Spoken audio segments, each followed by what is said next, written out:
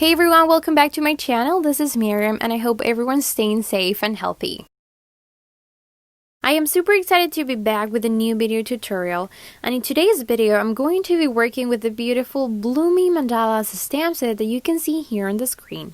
The 6x8 stamp set is part of the new June release, and it features 2 intricate and sophisticated mandala designs with hints of botanical and floral details and also 6 inspiring sentiments.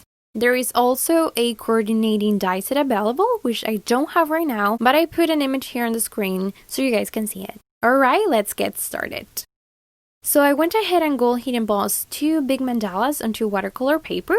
This is the 9x12 inches paper pad from Altenew, which comes with 12 sheets, and it is cold pressed paper, so it has a slide texture. I didn't show the embossing part here because I've shared it in previous videos, so I didn't think it was really necessary. As usual, I used the Altenew embossing ink to stamp the images, then sprinkled some antique gold embossing powder and used my heat gun to melt the powder. Now, to color the images, I'm going to be using some watercolor brush markers from the Tropical Fiesta set, a watercolor brush for my stash, and a little bit of water. So I don't think there is really a correct or specific way on how to color a mandala, so you can do pretty much whatever you want here. I was really inspired by one of the examples from the packaging trifold, and I really liked the look of that particular mandala, so I tried to kinda replicate that look by using some colors that coordinated with the photo that I was planning on using for this layout. I didn't really worry about shadows or highlights while I was coloring this mandala because I just wanted to enjoy the process. So whenever I wanted to have a darker area, I just simply loaded my brush with less water and more pigment, and that way I was able to create some sort of a depth effect on the image. Okay, now I'm going to leave you guys with some music and I'll be back soon.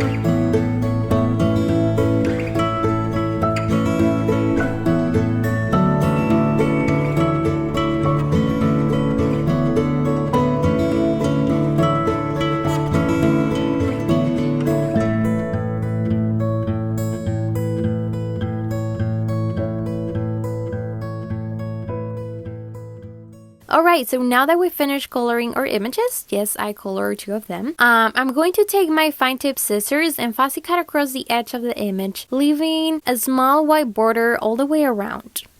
If you have the coordinating dies, you can use them for this part if you want to.